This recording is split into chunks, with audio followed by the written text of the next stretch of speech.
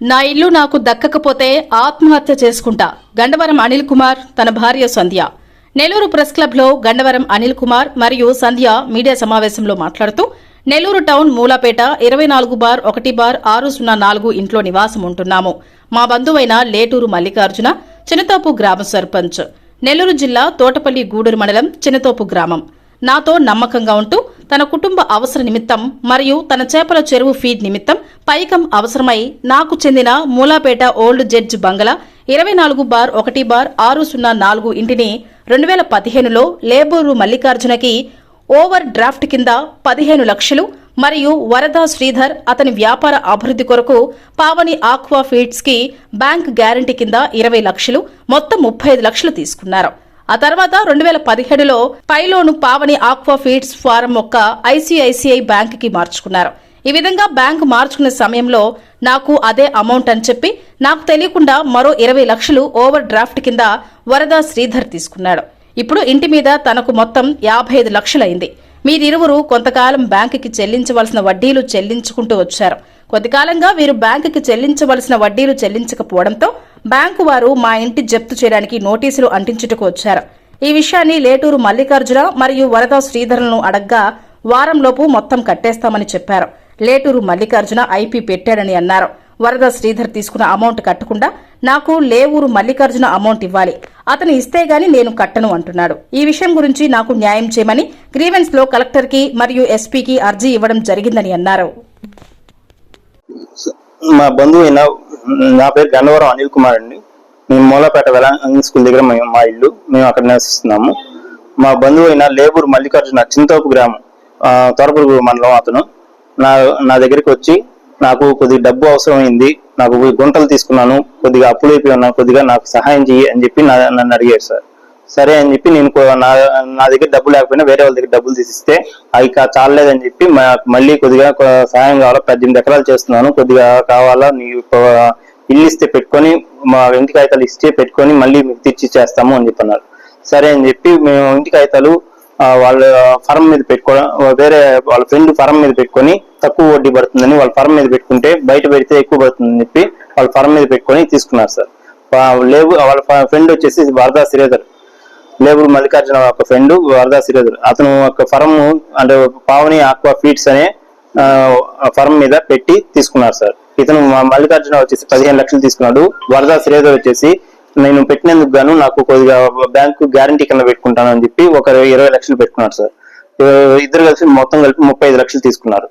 తీసుకొని వాళ్ళు చేసుకుంటూ ఉండి 2015లో పెట్టుకున్నారు. 2017కి అది వచ్చేసి ఎక్కువ వడ్డీ అవుతుందని చెప్పి 2017లో దాన్ని ఐసిఐసి బ్యాంక్ కింద మార్చుకున్నారు సార్. ఐసిఐసి బ్యాంక్ లోకి ట్రాన్స్ఫర్ చేసుకుంటాము, మాకు ఫర్మ్ బ్యాంక్ ఉంది, దాంట్లో మార్చుకుంటామని చెప్పి దానికి వాళ్ళు అక్కడికి రమ్మని చెప్పి వాళ్ళ ఫారం దగ్గరికి రమ్మని చెప్పి సంతకాలు తీసుకొని మార్చుకున్నారు సార్.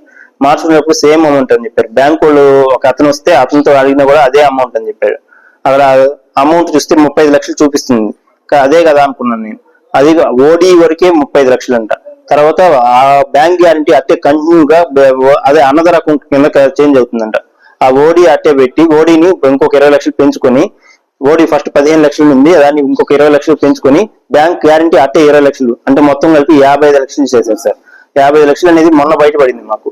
అప్పుడు తీసుకొని అప్పటి నుంచి ఇప్పుడు దాకా కట్టుకుంటూ వచ్చి మొన్న ఒక 3 సంవత్సరాలుగా సక్రమంగా వడ్డీలు కట్టలేదంట సార్. అందుకని బ్యాంక్ వాళ్ళు మా ఇంటికి ఆక్షన్కి వచ్చారు. అప్పుడు మాకు అప్పుడు దాకా తెలియదు వాళ్ళు వడ్డీలు కడుతున్నారు అని తీర్చేస్తాము అని చెప్పుకుంటూ ఉన్నారు సార్. ఒక పొలం ఇతన్ని మల్లికార్జున అడిగితే నా పొలం అమ్మకానికి పెట్టినాను, ప్లాట్లు పడుతున్నాయి, అక్కడ నేను అమ్మేసి వెంటనే మీది కట్టేస్తాను అని చెప్పి పోస్ట్ పోన్ చేసుకుంటూ వచ్చారు సార్. ఇప్పుడు వచ్చేసి వరద సేవ వీళ్ళిద్దరు కలిసి అతను పాటికి అతను పొలం అమ్మేశాడు. వరద శ్రీధర్ వచ్చేసి నాకు అతను బాకీ ఉన్నాడు, నేను కట్టలేను అని చెప్పేసి ఇతను చేతులు ఎత్తేసాడు సార్. మా ఇల్లు ఆక్షన్కి వచ్చింది. దానికోసం మేము మల్లికార్జున వాళ్ళ ఇంటికి పోతే అతను తాళాలు వేసుకొని ఇంట్లో కూర్చోన్నాడు సార్. ఇంట్లో కూర్చోండి మమ్మల్ని మేము అడిగితే మేము ఐపీ పెట్టేశాను, కోర్టు కూర్చి తెలుసుకోండి అని చెప్పి అన్నారు సార్. మా ఐపీ నోటీస్ అయితే మాకు రాలేదు సార్. ఇంతవరకు మాకు కోర్టు ఎటువంటి ఐపీ నోటీస్ అందలేదు. మేము అందుకని వాళ్ళ ఇంటి దగ్గర కూర్చొని ధర్నా చేస్తున్నాము. వారం 8 రోజులు అయింది సార్ ధర్నా చేస్తూ. రాత్రి బొగ్గులు అక్కడే ఉన్నాం, చిన్నపిల్లలు పెద్దవాళ్ళు అందరూ అక్కడే ఉన్నాం సార్. కానీ ఇంతవరకు మాకు ఎటువంటి సహాయం అందలేదు సార్. పోలీసు వాళ్ళకి వాళ్ళే కంప్లైంట్ ఇచ్చారు. మేము పోయి వాళ్ళు వచ్చి మమ్మల్ని అడిగారు ఎందుకున్నారంటే వాళ్ళు డబ్బులు తీసుకున్నారు, అందుకని మాకు సహాయం చేయండి అని చెప్పంటే వాళ్ళు పోయి లోపల పోయి మాట్లాడారు. అతను బయటకు వచ్చి మాట్లాడమంటే మాట్లాడలేదు.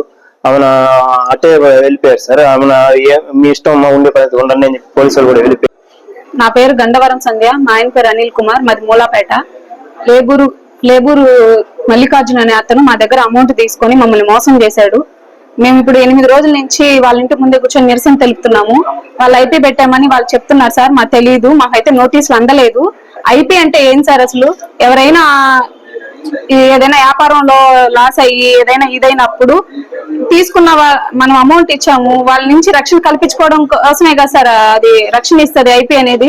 ఇప్పుడు వాళ్ళు ఇంటికి ఏమో ఈఎంఐలు కట్టుకుంటున్నారు సార్. అదే విధంగా మా ఇంటికి ఈఎంఐ కట్టొచ్చు కదా సార్. డబ్బులు తీసుకునేటప్పుడు మంచి మీద అన్ని చెప్పి తీసుకున్నారు సార్. ఈ రోజు ఇష్టం ఉన్నట్టు బూతులు తిట్టడం, కెమెరాలు ఆపేసి పైకి వెళ్ళి బెదిరించడం, మమ్మల్ని గందరగోళంగా చేయడం, ఆడ కూర్చోంటే నీళ్లు పోసేయడం, అటు ఇటు బైకులు రేస్ చేయడం, ఈ విధంగా చేస్తున్నారు సార్. ఇంట్లో నుంచి గోళ్ళ దూకి వెళ్ళిపోయారు సార్. మేము వెళ్ళి కూర్చున్న రోజు నుంచి వాళ్ళు మీడియా వాళ్ళు ఎవరెవరో 10 మంది వచ్చారు సార్. 10 మంది వచ్చి మా దగ్గర తీసుకోవాలి, వాళ్ళ దగ్గర తీసుకోవాలి సార్. తీసుకున్నప్పుడు ఎటు న్యాయం ఉంటే అటు చూడాలి సార్. మా వర్షం వినాలి, వాళ్ళ వర్షం వినాలి సార్.